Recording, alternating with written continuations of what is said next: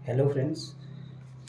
हम ऑलरेडी ये यूकेपीएससी के द्वारा जो एफआरओ का एग्ज़ाम कंडक्ट करवाया गया है उसके 2-3 क्वेश्चंस को ऑलरेडी डिस्कस कर चुके हैं, जिसमें से एक क्लॉक का क्वेश्चन था और एक लॉग वाला क्वेश्चन था। उसके अतिरिक्त एक जो डिस्प्यूटेड क्वेश्चन मैंने बताया था, सॉरी वो ये वाला, ये जो मिसिंग नंबर निकालना था वो कर चुके थे। अब इसके बाद में जितने क्वेश्चन बचे हुए हैं उनका उन सभी क्वेश्चंस का आप लोगों को डिटेल्ड सॉल्यूशन प्रोवाइड करना चाहता हूँ। तो अगर आपको ये बताए गए क्वेश्चंस अगर आपको बेनिफिशियल लगे तो आप कमेंट में बता सकते हैं। तो देखो, पहला क्वेश्चन तो मैं ऑलरेडी बता चुका हूँ आपको। उसके बाद दूसरा क्वेश्चन है ये 102 क्वेश्चन नंबर। इसमें बोल रहा है कि वह न्यूनतम संख्या ज्ञात कीजिए, यानी फाइंड द लीस्ट नंबर, जो सबसे छोटी से छोटी संख्या कह रहा है, जो 4, 5, 6, 7, 8, 9 तथा 10 से अलग अलग भाग देने पर 3 से सफल हो। यानी कहने का मतलब है एक ऐसा नंबर होगा जिसमें ये दिए गए सारे नंबर्स जो भी जैसे 4, 5, 6, 7, 8, 9, 10, ये सब से वो डिविजिबल होगा और डिविजिबल होने के बाद भी उसमें 3 और बच जाएगा, क्योंकि इससे भाग देने के बाद उसमें 3 शेष रहे बोल रहा हूँ। जब भी लीस्ट नंबर यानी न्यूनतम नंबर की बात करें तो हमें हमेशा एलसीएम निकालना पड़ता है। एलसीएम का मतलब ही होता है लीस्ट कॉमन मल्टीपल, यानी लघुत्तम समापवर्तक बोलते हैं इसको।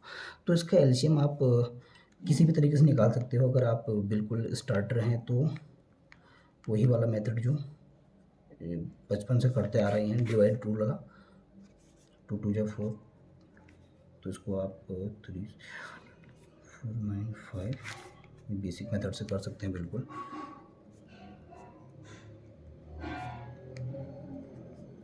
और अगर आपको तैयारी करते हुए समय हो गया, अगर आपकी कैलकुलेशन अच्छी है तो आप डायरेक्ट भी निकाल सकते हैं, जैसे 4, 5, 8 इन सब का, जैसे और 4, 5, 8, 10 सबका 40 हो गया, 40 और 9 और 5 का, सॉरी 9 और 6 का 18 हो गया, तो 18 और 40 का निकाल के डायरेक्ट और प्लस 6 इन तीनों का निकाल के भी कर सकते हो। लेकिन जैसे भी करना चाहो आपके लिए सुविधा, जैसी सुविधा हो आपके लिए आप उसको कर सकते हैं।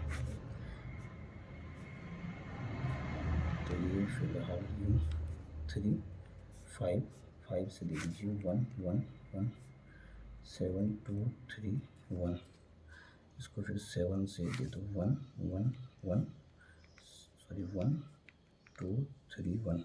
तो इस पर जो भी ये 2 नंबर बचे हुए हैं ला, क्योंकि अब इनमें फिर से एक एक करके 2 से डिवाइड फिर 3 से करना पड़ेगा, इसलिए डायरेक्ट लिखते हैं हम। इसका मतलब एलसीएम आएगा हमारा ये 2 मल्टीप्लाई बाई 2 मल्टीप्लाई बाई ये 3 मल्टीप्लाई बाई 5 मल्टीप्लाई बाई 7 और मल्टीप्लाई बाई ये 2 और ये 3 जो नंबर छूटे हुए हैं, 2 मल्टीप्लाई बाई 3, 2 2 जा 4, 4 3 12 पंजे 60, 6 420, 420 में 840, 840 2520।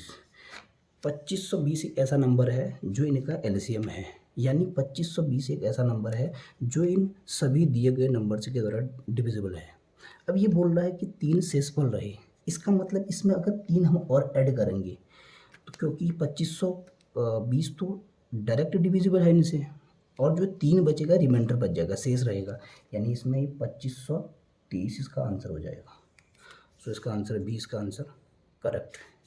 इसके बाद नेक्स्ट क्वेश्चन 103, 995 का स्क्वायर प्लस 99 का स्क्वायर। आप अगर चाहो तो कैलकुलेशन अच्छी है तो डायरेक्ट स्क्वायर इसको 995 को 995 से मल्टीप्लाई करके कर सकते हैं। अदरवाइज दूसरा इसका जो शॉर्ट करने का तरीका है, 995 का स्क्वायर पहले इसका स्क्वायर करो फिर इसका करो, उसको ऐड कर देंगे। जब भी कभी भी किसी भी नंबर के लास्ट में 5 होता है तो क्या करते हैं, ये 5 का तो स्क्वायर, ये 5 का स्क्वायर एज इट इज़ कर देंगे, यानी 5 का स्क्वायर और प्लस जो दूसरा बचेगा, जो भी नंबर बचेगा उसके अतिरिक्त उसको उसके अगले वाले नंबर से मल्टीप्लाई कर देंगे, यानी 99 को मल्टीप्लाई करेंगे 100 से, और इन दोनों का नंबर जो भी आएगा उसको इसके साथ उसके पीछे से ये 25 इसका ऐड कर देंगे, लिख देंगे सॉरी डायरेक्ट। जैसे 99 ये बचा हुआ था, इसके अगला नंबर 100 होता है, तो 99 को 100 से मल्टीप्लाई किया है तो ये 9900 आ गया, इसके पीछे से डायरेक्ट 25 ऐसे लग जाएगा, ये इसका स्क्वायर आएगा। जिस भी नंबर के पीछे 5 होता है तो वो 5 का डायरेक्ट स्क्वायर करके लास्ट के 2 डिजिट उसके 25 बन जाएगा, और जो पीछे का नंबर जो भी छूटेगा उसको उसके नेक्स्ट नंबर से मल्टीप्लाई कर दो, तो वो आगे वाले जितने भी डिजिट हैं वो बन जाएंगे। और दूसरा ये 99 का स्क्वायर, इसमें क्या होता है, इसमें देखना होता है कि 100 से कितना कम है। 100 से सपोज ये एक कम है, 100 -1 है, तो एक जितना भी कम होगा उसका स्क्वायर कर दो। जैसे 100 से एक कम है तो एक का स्क्वायर 1, तो 1 जब भी केस में 1 आएगा तो उसको 01 लिखेंगे, नहीं लास्ट के 2 डिजिट बनने चाहिए उससे। और 99 था, और जो भी संख्या 100 से कम है उसको इस नंबर से माइनस कर देना, क्योंकि ये 100 से एक कम है, तो इसमें से 99 में से एक हटा दो, 98 आएगा, तो ये 9801 ये इसका स्क्वायर आएगा। इन दोनों को ऐड कर दो, 99025, इसमें 9801 628 999 826, ये इसका आंसर है। इसके बाद इसका नेक्स्ट क्वेश्चन था, क्वेश्चन नंबर 3 4 जो भी है, K then M then Q then S. K और एम के बीच का difference, K L M +2, M और क्यू एम NOPQ +4, क्यू और एस में QRS +2। यानी कि सीरीज चल रही है कि पहला और दूसरे नंबर में 2 का डिफरेंस, दूसरे और तीसरे में 4 का डिफरेंस, उसके नेक्स्ट वाले में 2 का, अब इसके नेक्स्ट वाला 4 का आएगा, +4 कर दीजिए। इसके बाद TUVW यानी W आना चाहिए, W इसका करेक्ट आंसर होगा। इसके बाद आता है हमारा क्वेश्चन नंबर नेक्स्ट 5वां। ये कह रहा है कि मिनिएचर कोई वर्ड दिया है, MINIATURE, मिनिएचर कोई वर्ड दिया है, इसको हम लिख सकते हैं, कह रहा है 49591239 तो देखिए फ्रेंड्स, इस टाइप के क्वेश्चन जब भी कोडिंग डिकोडिंग का क्वेश्चन होगा तो उसमें आपको एक क्लू ये तो 100% मिलेगा। इनकी जो अल्फ़ाबेटिकल जो नंबरिंग होती है उसको आप याद कर लीजिएगा, लिख लीजिएगा जो भी है। तो एम होता है, एम की नंबरिंग होती है 13, आई होता है 9, एन होता है 14, आई होता है फिर 9, ए होता है 1 में, टी होता है 20, यू होता है 21, आर होता है 18, ई होता है 5। तो और इसको लिखा गया है 4, यानी कुछ नहीं करना है, जो भी ये नंबर है, जो जैसे जिसके नंबर जिसके ऑर्डर में 2 नंबर हैं उनको ऐड कर दो। 3 + 1 4 हो गया। ये 9 सिंगल नंबर डिजिट है तो सिंगल ऐसे ही रहेगा। ये 1 और 4 है, 2 है तो इनको ऐड कर दो, 4 + 1 5, 9 एज इट इज़ रहेगा, 1 एज इट इज़ रहेगा।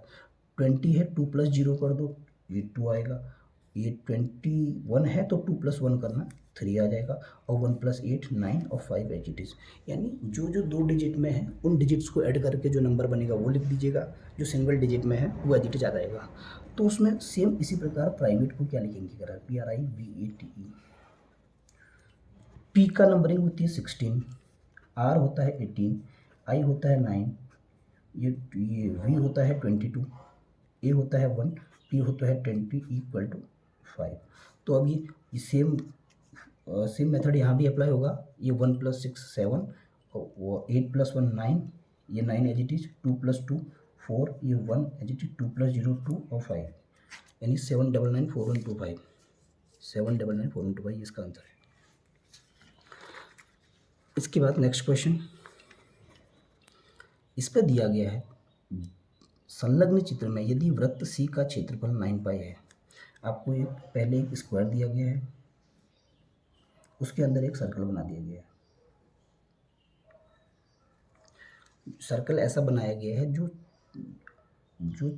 चारों ओर से स्क्वायर के मिडिल को टच करता है। इसका मतलब जो इसका सेंटर है, सेंटर से जो आपको ये बात हर किसी को पता होती है कि सेंटर से जो भी लाइन सर्कल के 2 सर्कमफेरेंस को टच करती है उसको डायमीटर कहते हैं। तो इसका जो डायमीटर यानी जो व्यास होता है, व्यास वो व्यास जो होगा वो पूरे ये जो बाहर का जो स्क्वायर बन रहा है उसके साइड के इक्वल होगा, यानी ये लाइन और ये लाइन इक्वल होगी। तो इसकी जो रेडियस होती है आर जो होती है इसका व्यास का हाफ होता है। तो इसका मतलब दिया गया है कि सी का क्षेत्रफल जो सर्कल बन रहा है इसका एरिया दे रखा है क्षेत्रफल, तो वृत्त का क्षेत्रफल होता है πr²। यानी ये वृत्त का क्षेत्रफल की जगह इसका फॉर्मूला लिख दो, पाई आर स्क्वायर जो दिया हुआ है। इसकी एक्चुअल वैल्यू क्या दे रखी है यहाँ पे, 9 पाई। तो पाई से पाई कैंसिल, आर स्क्वायर की वैल्यू आ गई 9, तो यहाँ पर आएगा आर इक्वल टू √9, तो आर इक्वल टू हो जाएगा 3। तो इसकी जो रेडियस है ये 3 रेडियस, यानी रेडियस क्या होती है, ये सेंटर से एक सर्कमफेरेंस को जनरल लाइन, तो ये पूरी लाइन जो है 3 है, तो 3 यानी 6। तो ये जो 6 ये इसका डायमीटर या व्यास है, वही जो बाहर वाला स्क्वायर है उसकी साइड के बराबर हो जाएगा, यानी जो वर्ग की भुजा जो भुजा है उसकी वो हो जाएगी हमारी 6। तो वर्ग का क्षेत्रफल होता है, वर्ग का क्षेत्रफल भुजा का स्क्वायर, यानी भुजा की पावर 2, यानी साइड का स्क्वायर बोल सकते हैं। यानी 6 की पावर 2 करोगे 6 6 36 इसका करेक्ट आंसर आएगा, जो कि ये है। इसका नेक्स्ट क्वेश्चन देखते हैं। इसके बाद नेक्स्ट क्वेश्चन है, देखिए 107।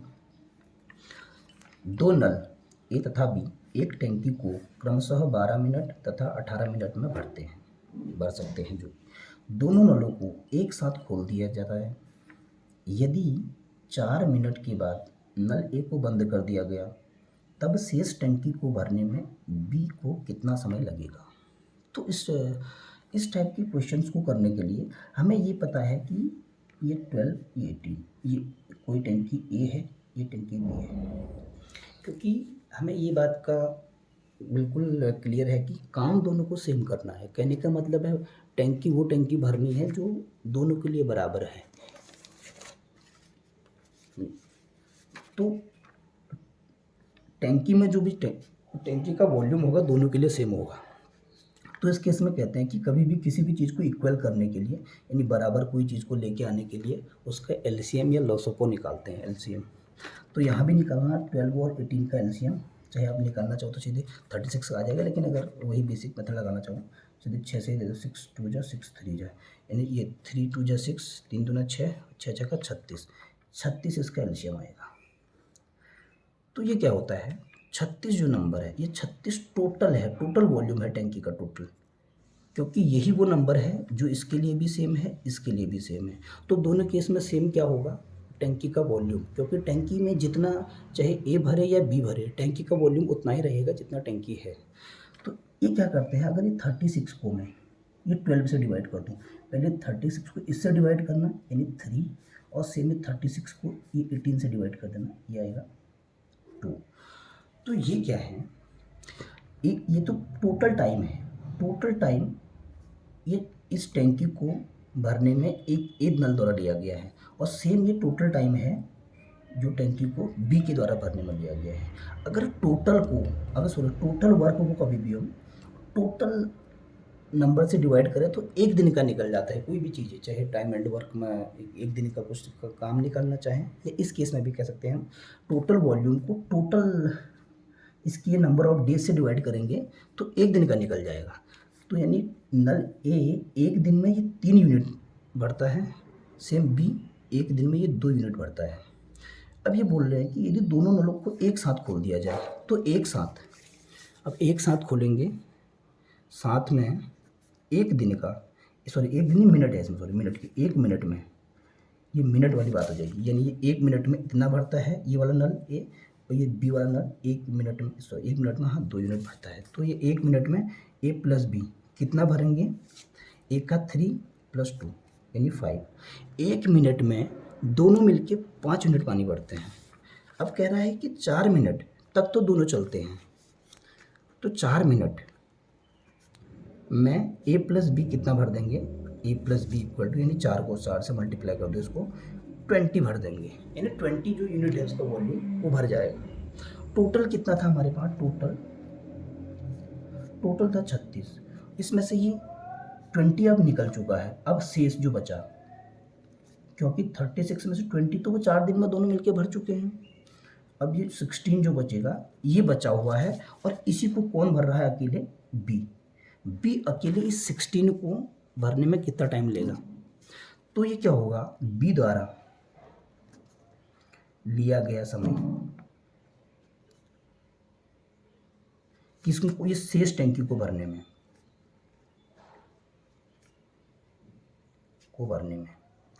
क्या होता है, टोटल कितना बचा हुआ है अपॉन में इसका जो 1 मिनट में भरता है, इससे डिवाइड कर दो, तो कितने मिनट तक ये और भरेगा पता चल जाएगा। 2 8 जाए यानी 8 मिनट्स, 8 मिनट्स में वो बी बचे हुए टैंकी को पूरा भर देगा। तो इसका आंसर ये हो गया। तो एक ये क्वेश्चन एक ये आता है कि कौन सा युग्म एक ही तथ्य को दर्शाता है। एक ही तथ्य मतलब कहने का मतलब है दो के दो चीज़ एक को इंडिकेट करते हैं। तो इसमें क्या है, जैसे 5, ये पहला है 5 का मतलब होता है नन, कुछ भी नहीं है कहने का मतलब है। और जब भी पहला वाला 5, अगला वाला,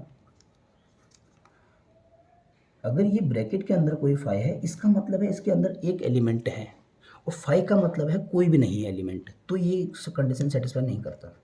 सेम इस केस में 5 का मतलब होता है नल, मतलब कोई भी नहीं है, इस पर कुछ भी नहीं है, और चाहे इसके अंदर 0 लिखा हुआ है, 0 लिखा हुआ है लेकिन ये ब्रैकेट के अंदर है, इसका मतलब इसके अंदर एक एलिमेंट तो है।